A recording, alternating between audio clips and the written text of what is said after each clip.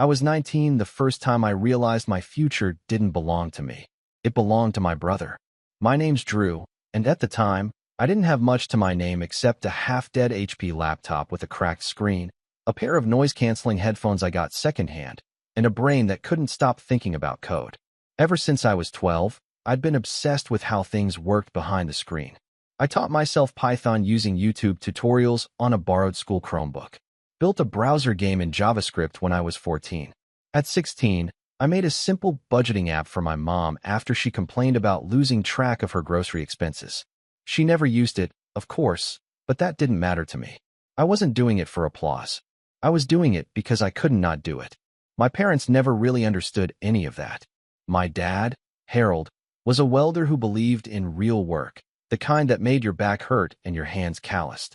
And my mom, Diane, came from a long line of people who thought computers were just a phase, like Frosted Tips or Beanie Babies. The kind of people who say things like, "You need a real skill," while struggling to use the printer. Still, I figured when the college acceptances started rolling in, they'd see I wasn't just some kid tapping away at a keyboard in the dark. I thought maybe, just maybe, they'd take me seriously. I was wrong. When I got into 2 solid-state schools for computer science, I came to them with the letters in my hands and this dumb, hopeful grin on my face. I thought they'd be proud. Instead, my mom didn't even look up from her phone. "That's nice, honey. But have you thought about community college?" she said, like I'd just told her I got a coupon in the mail. My dad just asked if the schools taught plumbing too, just in case. But the real kick in the teeth came a few weeks later when I sat down with them to talk about tuition. I knew we didn't have much money, but I'd been offered some scholarships, and I was ready to hustle. Part-time job, campus housing, the works. All I needed was their help co-signing for a small loan. That's when my mom gave me the look. You know the one. Head tilted, lips pursed, voice soft like she's breaking bad news. "Be realistic, Drew," she said. "Your brother needs that tuition more than you." I actually laughed at first. I thought she was joking. But her face didn't change. Neither did my dad's. They just stared at me like I should have known. My brother, Eric, was 23 at the time. He'd already dropped out of 2 different programs, business, then hospitality, and spent most of his days tinkering with get-rich-quick schemes that never panned out. One week it was flipping sneakers, the next it was crypto, then it was a drop-shipping empire. Every time something failed, my parents wrote it off as a learning experience. "He's figuring himself out," they'd say. "He just needs a little more support." Apparently, that support was now my future. "So what?" I asked, trying to keep my voice calm. "You're giving my college fund to him, even though he's not even in school anymore?" My dad shrugged. "He's your older brother. He's going through a rough patch. You'll find another way. You're the smart one, remember?" That night, I sat in my room staring at the ceiling, trying to make sense of it all. It wasn't even about the money anymore. It was about what they saw when they looked at me. Not a person with ambition or talent, just a backup plan. A spare. The dependable one who didn't need help because he'd figure it out. I packed my things the next morning. My mom cried. My dad offered me $100 and said, "You'll be back when the real world hits you." I didn't take the money. Instead, I withdrew $300 from the summer job I'd been working at a local cafe, stuffed my cracked laptop into a backpack, and took a bus 2 hours away to a friend's garage in a small town near the city. He let me crash there for a few weeks while I figured things out. It smelled like motor oil and cold pizza, but it was freedom. I worked part-time at a computer repair shop, fixed old motherboards, installed RAM, and taught myself front-end development at night. I was exhausted, broke, and eating more ramen than any human should, but I was building something. And nobody could take that from me. I didn't call home. They didn't call me either.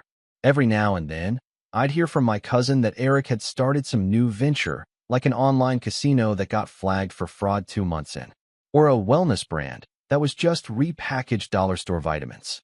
Each time, I expected a call, some acknowledgement that they'd picked the wrong horse. But nothing ever came. They'd doubled down on him, and I was the family ghost now. Then one night, about 5 years later, I was sitting in the apartment I could finally afford, small, clean, quiet, with a dual monitor setup that would have made 16-year-old me cry from joy when I got a knock on the door. I wasn't expecting anyone. I opened it, and there they were. My parents, standing awkwardly in the hallway, holding a Tupperware container of homemade lasagna like it was a peace offering. And behind them, looking sheepish but not quite sorry, was Eric. That was the moment I knew something was up. They hadn't seen me in 5 years. Hadn't called, hadn't messaged, hadn't so much as reacted to my birthday posts on Facebook. And now they were here? With lasagna? I let them in. I shouldn't have, but I did. The tension was thick, like walking into a dinner party where someone had just finished yelling. My mom gave me a weird, forced smile and said, "You've done well for yourself, Drew." My dad just nodded and muttered something about the place looking nice. But Eric wouldn't meet my eyes. I offered them water. We sat down. That's when they finally said it. They needed $120,000. Not a typo. Not a joke. Eric had, apparently, hit a rough spot again. Something about an investor, some kind of failed app, maybe a loan with ridiculous interest. The details were fuzzy, and every time I asked for clarification, my mom just waved her hand like, "It's complicated." What was clear was that the business had collapsed. Hard. And not only was Eric facing lawsuits, he was also on the hook for paying back more money than any of them could imagine. "So we came to you," my dad said, his tone shifting into that voice he used when I was 12 and left the garage light on. "You're in tech now. You're doing great. We figured you could help your brother out of a jam." I didn't respond right away. I just stared at them. These people who once told me to be realistic, who gave up on me without a second thought, who never even asked if I was okay all those years. And now they wanted 6 figures? That was when Eric finally spoke. He said something so ridiculous, so shameless, that I almost forgot to breathe. And that, right there, is where everything started to shift, where the part of me that had spent 5 years holding on to restraint and forgiveness finally cracked. Eric didn't even look at me when he spoke. He kept his eyes low, picking at the frayed seam of his jeans like a kid waiting to be scolded. And then, with a sigh so rehearsed it almost sounded bored, he said, "Look, I know I've made mistakes, but I wouldn't be in this situation if I had the same support you got." I blinked. My mouth actually fell open a little. For a second, I thought maybe I misheard him. "The same support?" I repeated. He looked up finally, and I'll never forget the expression he wore. This strange blend of self-pity and entitlement, like he truly believed he'd been cheated out of something that was rightfully his. "Yeah," he said, "you gotta just go off and do your thing. No pressure. No one breathing down your neck. You had time to find yourself." I never had that. I was always expected to succeed. It messed with my head, man. I let out a short, sharp laugh. It wasn't even funny. It was just that kind of disbelief-laced laughter you can't suppress when someone says something so backwards you can't process it in silence. "You had everything handed to you," I snapped. "They paid for your first 2 colleges. They co-signed your car. They covered your rent twice when you couldn't afford it. They paid for that dumb motivational retreat in Arizona. Remember that? The one with the life coach who told you your energy wasn't aligned with your destiny? I was eating instant noodles in a garage while you were sipping coconut water in a hot tub trying to manifest success. Don't talk to me about support." My mom clucked her tongue in that disappointed mom way, like I was the one being rude now. "Drew, that's not fair. Eric's had a rough journey. You don't need to throw it in his face." "No," I said, standing up. "What's not fair is being told my future didn't matter because he needed my tuition. What's not fair is being treated like a safety net, like the fallback plan if Eric messed up again." Which, surprise, he did. Again. Eric folded his arms and muttered, "You don't have to be a jerk about it." I turned on him. "You think I owe you something? After all these years? You think I've just been chilling this whole time, living the dream? I was homeless, Eric.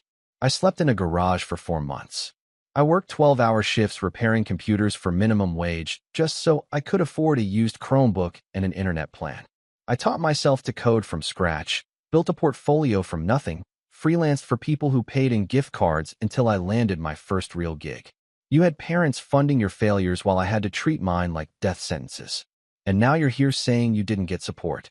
That shut him up. For a moment, at least. My dad stood, trying to defuse things the way he always did.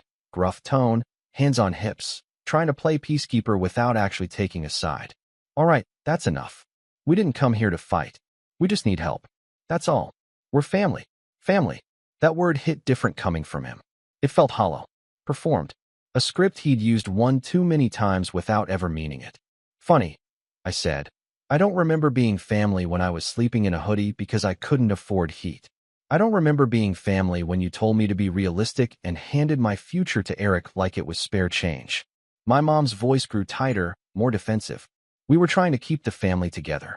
You always acted like you didn't need us. I didn't want to need you, I said quietly. We stood in silence for a while. The air was thick with everything unsaid. Regrets, blame, broken expectations. And then my mom, clearly desperate to turn the emotional tide, placed her hand gently on my arm and said, "Drew, we're not asking for a gift. It's a loan. We know you're doing well now. You have your own business, right? You can spare it." It wasn't the money that broke me. It was the casualness, the assumption that my success existed for them, that everything I'd bled for, every sleepless night, every bitter winter I'd spent shivering in front of a space heater, was just a resource they could tap into when Eric dug himself into another hole. That's when I realized they didn't see me as a person. Not really. I was a safety net, a resource, the plan B. And the worst part? They didn't even seem ashamed of it. I didn't yell. I didn't throw them out. I just stood there, staring at them, and said, "You need to leave." My mom looked wounded, like I'd slapped her. "Drew, now," I said sharper, "before I say something I won't take back." My dad muttered something about ungrateful under his breath. Eric just looked stunned, like this was the first time in his life he'd ever been told no and didn't know how to process it. They left. No hug, no goodbye, just the sound of my front door clicking shut, followed by the fading shuffle of footsteps in the hall. I stood there in the silence, the lasagna still on the table, untouched. But that wasn't the end. 2 days later, I got a call from my Aunt Marlene, my mom's sister. She's the only relative who ever checked in on me after I left home. I hadn't spoken to her in months, but she called me in a panic. "Drew," she said, "I need to warn you. Your parents are telling everyone you cut them off for no reason, that you refused to help your brother in a time of crisis. People are calling you selfish." My stomach dropped. "What?" "Yeah. Apparently Eric told the family you're sitting on millions and refused to loan him a penny. Your mom's crying to everyone about how she raised a cold-hearted son. And now your cousin's talking about setting up a GoFundMe for Eric." That's when the nausea kicked in. It wasn't just the betrayal. It was the smear campaign. The twisting of the story to make me the villain again. It was high school all over again, where Eric crashed my bike and told my parents I'd forgot to lock it, and I got grounded for a month. Only now the stakes were higher. My name was being dragged through the mud by people who hadn't spoken to me in years. I thought that was as bad as it would get. I was wrong. Because a week later, I got a letter. Not an email. Not a text. A letter. Mailed. Stamped. Signed. It was from a lawyer. My parents were threatening to sue me for emotional damages. I kid you not. Emotional damages. They claimed that my refusal to help had caused Eric such distress that he was now suffering significant mental anguish and reputational harm, and that they were seeking restitution for the sake of family unity. It was absurd, but it was also real. I had to hire a lawyer, pay fees, sit through consultations explaining that I owed them nothing, that there was no legal ground for their case. It never made it to court, of course. Their lawyer probably realized how flimsy it was and backed off. But the message was clear. This wasn't just desperation anymore. This was war. And that was the moment something in me shifted.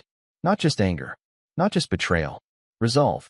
Because if they wanted to treat me like an enemy, they were about to learn how dangerous it was to push someone who spent 5 years clawing their way out of the dirt without a single hand offering to help. I stopped being afraid. I stopped hoping for an apology that was never coming. I started looking at everything I'd built. Not just the company, but the connections, the influence, the quiet respect I'd earned in the tech community. And I realized I had more power than they ever gave me credit for. That's when the plan began to form. And let me tell you, they had no idea what was coming. I didn't sleep the night the letter came. Not because I was scared of some bogus lawsuit. I wasn't. The legal system wasn't on their side, and I knew it. But it still did something to me. The paper trembled in my hands, even though I wasn't cold. It wasn't fear, not really. It was something deeper, something hollow. A realization that I had tried so hard to become someone they'd respect, someone they'd see, and all I'd earned was a thread in writing. That night, I stared at my bedroom ceiling and thought about the kid I used to be. The one sitting cross-legged in the garage, teaching himself how to build a game where cats chased lasers. The one who once believed that if you worked hard enough, you'd earn your family's pride. Turns out, The only thing I earned was a target on my back the moment I proved I could stand without them. I hit a low I didn't expect that week. It wasn't dramatic. I didn't cry into my pillow or scream at the wall. It was quieter than that. I stopped answering emails, paused every client project I had, let my phone battery die, and didn't bother recharging it for 2 days. Food didn't taste like anything. The world didn't feel like anything. I wasn't depressed, not exactly. I was just worn out, spiritually threadbare. Like the part of me that used to fight had gone to sleep. My lawyer, Mitch, a solid guy I met through a developer conference, called and left a message. They've got no case. Don't worry, but call me back when you're ready. I didn't call him back for a week. The letter sat on my kitchen counter like a rotten piece of fruit. I didn't touch it, but I couldn't throw it away either. The worst part wasn't the attack, it was the silence after. I started to wonder if maybe they were right. Maybe I had become cold. Maybe success had hardened me. Was it so wrong to help your own brother when he was drowning? That kind of thought slithered in late at night, when the house was too quiet and the city outside had gone to sleep. You'd be amazed at how convincing your worst thoughts can sound when no one's around to challenge them. But then I got a text. It was from Colin, an old friend from the garage days.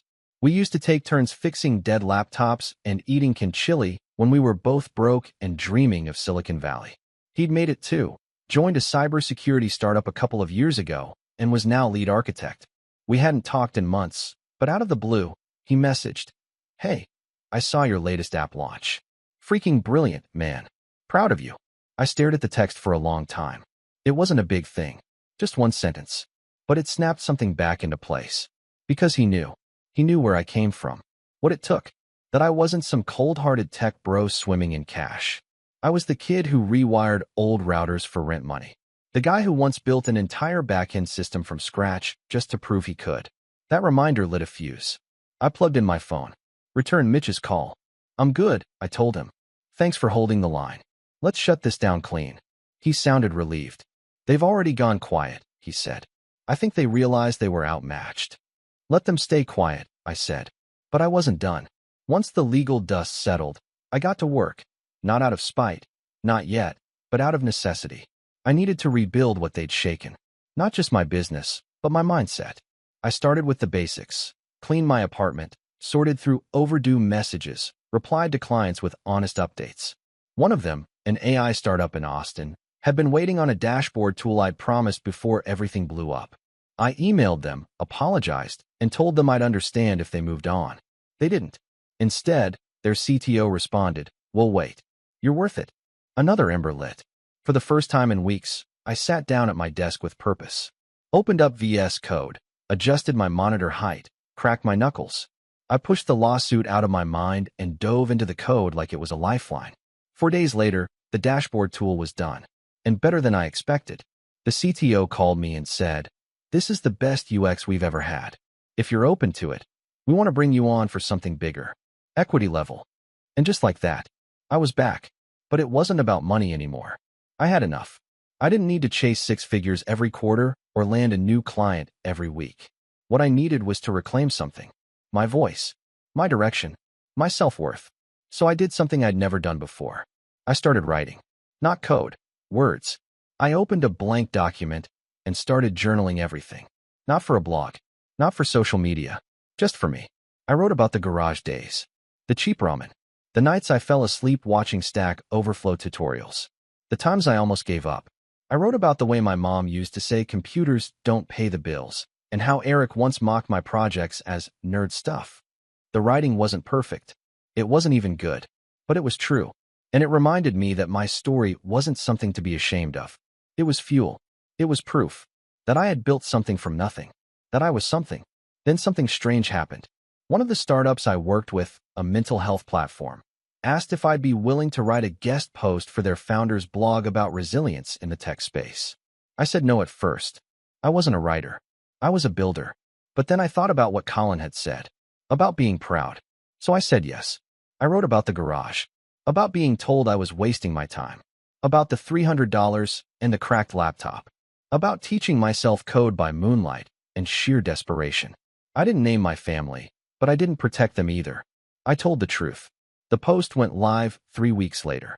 It exploded. Thousands of views. comments from young developers who saw themselves in my story, emails from people who said, "I thought I was alone." One message came from a girl in Idaho who said she was living in her car, trying to learn coding on a phone with a cracked screen. She wrote, "Your story made me believe I can make it too. Thank you." I sat with that for a long time. That was the moment I realized I didn't need my parents' approval anymore. I didn't even want it. Because I had something better. Impact. My story mattered to people who actually cared, who actually listened, who saw me. And that was the rise. It didn't come with confetti. There was no big made it moment with champagne and fireworks. It was quieter than that. It was waking up and not feeling ashamed of being ambitious. It was walking past my old repair shop and smiling instead of cringing. It was saying no to a big contract because I didn't need to prove myself anymore. It was peace. But the fall? That part wasn't over yet. Because even as I rebuilt myself, I knew something was still hanging in the air like a storm cloud on the horizon. My parents had gone quiet, sure. But silence wasn't safety. It was just the sound of something brewing. And I was finally ready to face it. Because when the storm came again, I wasn't going to run. I was going to stand in the center of it and let it try. And when it passed, there'd be nothing left of the old story. Only the truth. Only me. But the setup for that? The plan I put in motion after? That's what changed everything. It started with an email. Not a threatening one. Not one from a lawyer. Just a simple message that read, "Hey Drew, long time no talk. I heard you're doing some great things. Would love to reconnect. Maybe grab coffee." It was signed Tiffany, followed by a smiley face. Tiffany was my cousin. More specifically, Eric's favorite cousin. The one who used to tell me to lighten up every time Eric insulted me at family events. The one who once laughed when Eric changed my laptop password as a prank the night before my college entrance interview. I hadn't spoken to her in almost 6 years. I stared at the email for a long time before closing my laptop. Something was moving. The timing was too perfect. The lawsuit had fizzled out barely a month ago. The blog post had gone viral. My freelance work had doubled, and I'd just been invited to speak on a tech panel for up-and-coming developers. For the first time in my life, I had leverage, status, network, money, and a story people actually cared about. So why was Tiffany trying to grab coffee? I didn't respond. Instead, I sat down and started mapping things out, on paper, old school. I drew a timeline of everything that had happened since I left home. The betrayal, the garage, the rebuild, the lawsuit, and now this, reaching out. The same people who threw me away were starting to circle back. Why? Because the story had flipped. I wasn't the dropout tech nerd with a pipe dream anymore. I was a founder, a builder, a name. Not a celebrity, not yet, but I was visible, and in their world, visibility meant opportunity. And money. That's when I decided I wasn't just going to move on. I was going to move through, not out of anger, not even for justice, for clarity, for every kid who'd been the backup plan in their family, for every sibling who was sacrificed at the altar of the golden child. For me, I was going to show them what they threw away, and I was going to make sure they couldn't rewrite the story this time. The first thing I did was say yes to the tech panel. It was scheduled for late October, 4 months away. That gave me time to build something big, something that would land with enough force to make waves, the kind of thing that couldn't be ignored or downplayed. So I reopened the project I'd shelved 2 years ago, a platform for freelance developers, built by freelancers. No fluff, no corporate nonsense. Just raw, honest tools, secure contract templates, payment protection, portfolio showcasing, and a community that wasn't fueled by upvotes or fake clout. I had sketched it during a rough patch in year 3, but shelved it when a client wave hit. Now, with income stable and support at my back, I knew it was time. I reached out to Colin first. "Remember DevNet?" I texted, "It's time." He replied in 5 minutes. "You serious? Count me in." Then I called Lila, a UI/UX designer I'd worked with on a fintech project last year. She was sharp, fast, and had the rare gift of designing interfaces that didn't make you want to gouge your eyes out. She didn't hesitate. "You're building it for the people who never get the spotlight," she said. "Let's do it." Within 2 weeks, we had a remote team of 5. Me, Colin, Lila, a back-end genius from Lagos named Obi, and a QA tester named Mira I found through a Reddit thread of all places. We didn't sleep much. We didn't need to. The momentum was real. But I didn't just want to build a great product. I wanted to tell a story. My story. So in parallel, I started documenting the process. I called it From the Garage, a behind-the-scenes video series showing how DevNet was built from scratch by 5 people who'd all been overlooked in some way. No drama, no forced virality, just real people solving real problems. The first episode got 10,000 views. The second? 40,000. Then someone on LinkedIn shared it with a quote, "This is what tech used to be, builders building." Comments flooded in from students, freelancers, and burned-out devs who said they finally felt seen. I still hadn't said anything about my family, but I knew they were watching. Tiffany emailed again. This time she was more direct. "Your parents saw your video. They've been asking about you. Eric said he's willing to apologize. Maybe we can all get dinner." Apologize? Eric? The same guy who tried to sue me for emotional damages? Who told half the family I was hoarding millions while he was fighting for his future? I didn't respond, but I started preparing. Because what Tiffany didn't know, what none of them knew, was that I had already begun gathering information. I reached out to Aunt Marlene again. She'd always been the only one who didn't treat me like a disappointment. I asked if she'd heard anything more about Eric's situation. She had. Apparently, the $120,000 mess was far bigger than I imagined. It wasn't just debt. Eric had defrauded an investor. He'd pitched a fake crypto coin, gotten funding under false pretenses, and was now being investigated. He'd used our parents' house as collateral for a private loan to cover the losses, without telling them the full truth. And now the bank was circling. That's why they wanted dinner. That's why they wanted peace. Not because they missed me, because they needed me. So I gave them what they wanted. I agreed to meet. We scheduled dinner at a mid-range Italian place near the suburb where they lived. A neutral zone, public enough to avoid a scene. I wore a simple dark button-up and jeans, clean, confident, unflashy. Let them see success without the show. I arrived on time. They were already there. My mom stood up and hugged me like we hadn't spent 5 years pretending each other didn't exist. My dad nodded like we were old poker buddies catching up after a long break. Eric gave me the kind of half-smile you give someone when you owe them everything but can't admit it. I didn't hug back. I just sat. We made small talk.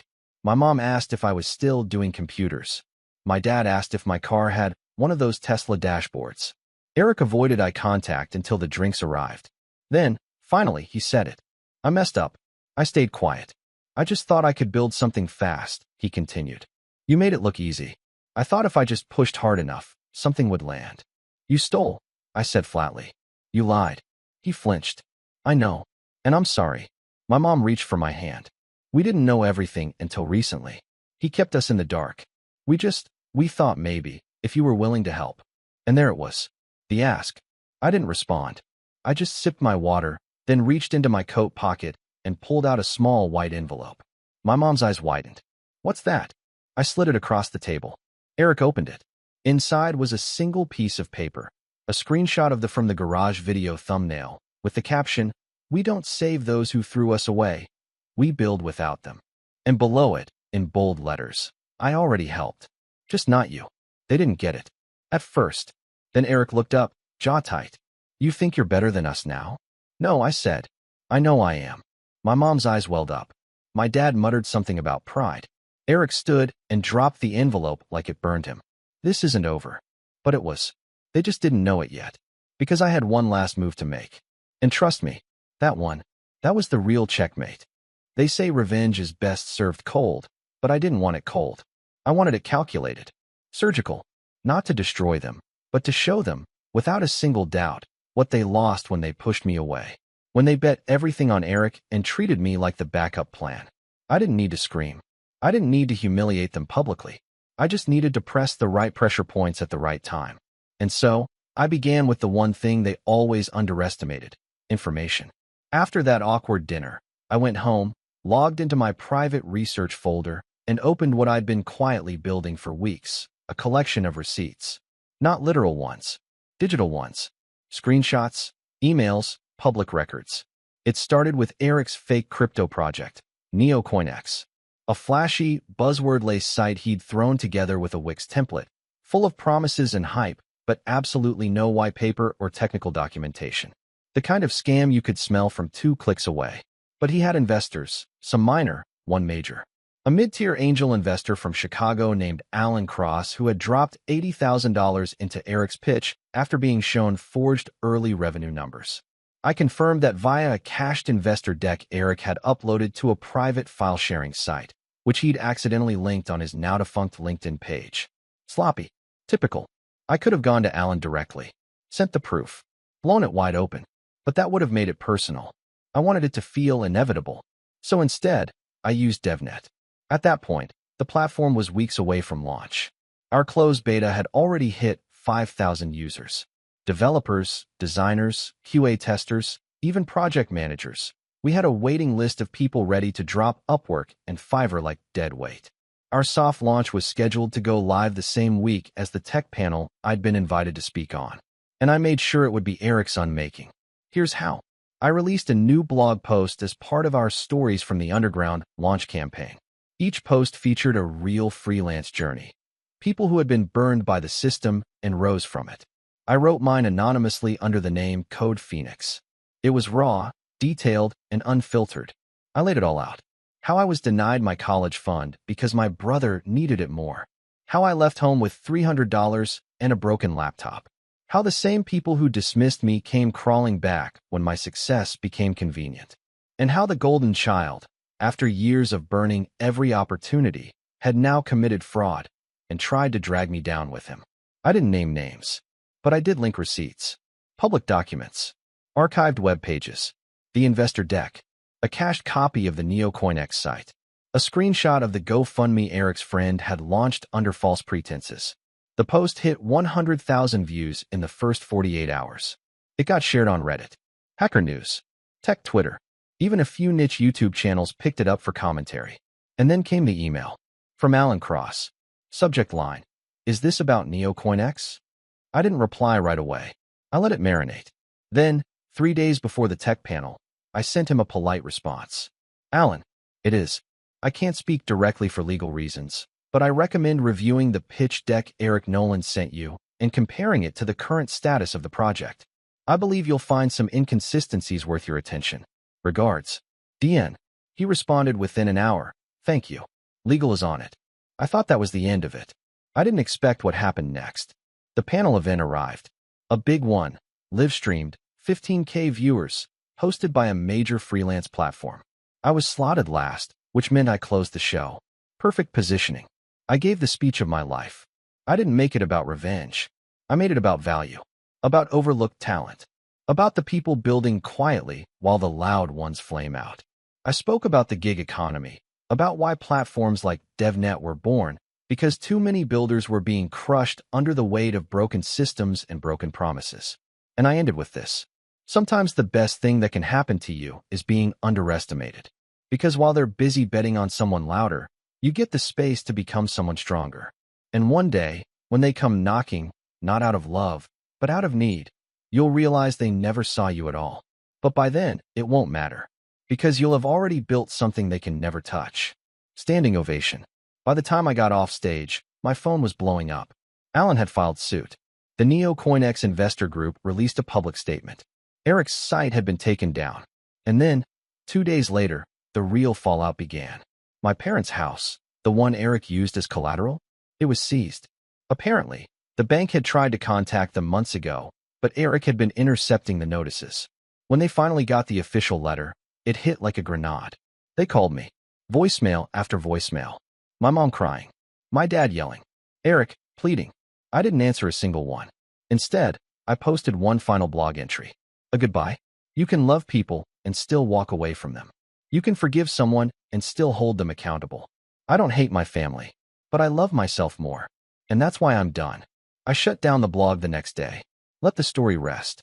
DevNet launched to the public a week later. We trended on Product Hunt. Colin gave me the biggest bear hug of my life during our team Zoom call. Lila cried. Obi said, told you this would shake the system. Mira baked a cake and posted a photo with Garage to Glory written in blue frosting. And me? I moved on. Moved up. Bought a condo near the city. Started mentoring young developers.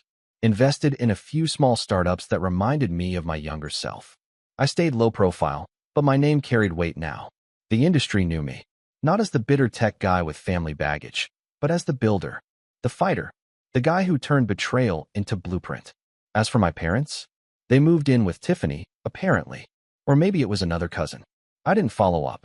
Their GoFundMe quietly vanished. No one talks about Eric anymore. He changed his name on social media to E.J. Nolan and tried to start a podcast about entrepreneurship and mindset. It never made it past 3 episodes. He DM'd me once. Said, "You really destroyed me, man." I didn't reply, because I didn't destroy him. He did that all by himself. All I did was show the world who he really was. And the moment they saw the truth, he crumbled, just like he always did. The difference was, this time, I wasn't there to clean it up. I wasn't the backup plan anymore. I was the blueprint. Sometimes, the best revenge isn't what you do to them. It's what you build without them.